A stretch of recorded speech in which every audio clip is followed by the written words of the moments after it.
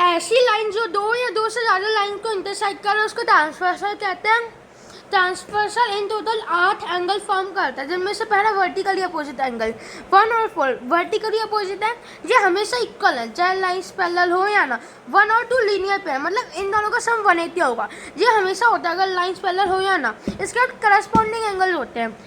इनमें क्या होता है, ट्रांसवर्सल की एक ही side, same side of transversal होता है और रिलेटिव पोजीशन सेम होती है। जैसे 1 और 5 दोनों ऊपर की तरफ है लाइन के, और ट्रांसवर्सल GH ट्रांसवर्सल की इस तरफ है।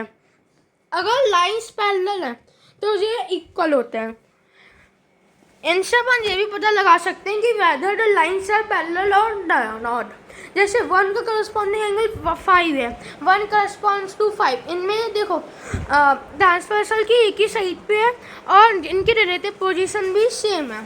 फिर 2 करस्पॉन्ड टू 6, 2 का करस्पॉन्डिंग एंगल 6 है और इनकी रिलेटिव पोजीशन भी सेम है। 3 का करस्पॉन्डिंग एंगल 7 है और इनकी रिलेटिव पोजीशन भी सेम है। 4 का करस्पॉन्डिंग एंगल 8 है और इनकी रिलेटिव पोजीशन सेम है।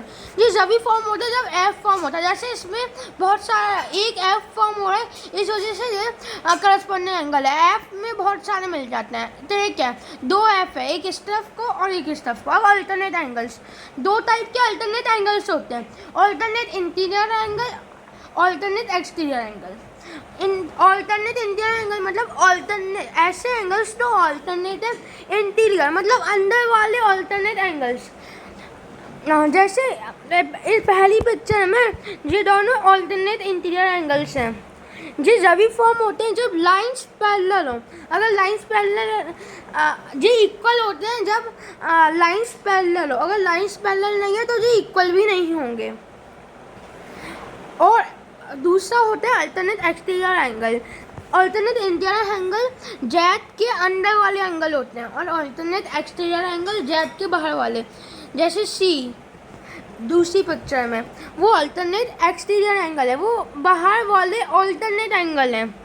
ये जेड के बाहर वाले एंगल हैं। यहाँ पे जेड फॉर्म हो रहा है उसके बाहर के।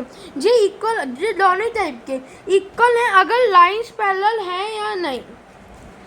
सिंपल ये है, इनको फाइंड करने के बस जेड फॉर्म होना चाहिए और इनको अगर पैरेलल है तो फिर लाइंस पैरेलल नहीं तो फिर अल्टरनेट इंटीरियर एंगल्स सेम होंगे, इक्वल होंगे। फिर तीसरा है को इंटीरियर एंगल्स। इसका दूसरा नाम interior angle on the same side of transversal भी है। जब दो एंगल्स का सम 180 हो और वो पैरेलल लाइंस में दो एंगल्स का सम 180 डिग्री होता है, उनको को इंटीरियर एंगल बोलते हैं। जैसे पहली पिक्चर में K और L ये इंटीरियर एंगल्स हैं, on the same side of transversal है और इनका सम 180 डिग्री है, इसलिए इनको को इंटीरियर एंगल बोलेंगे या फिर on the same angles on the same side of the transversal. इनका सम हमेशा अगर लाइंस पैरेलल हैं तो इनका सम हमेशा 180 डिग्री ही होगा, उससे कम ज़्यादा नहीं हो सकता। ये सभी फॉर्म होंगे जब ये इंटीरियर एंगल्स होंगे। इनकी दो कंडीशंस हैं। Interior angles on the same, इसके नाम से ही पता चल रहा है कि interior angles on the same side of transversal.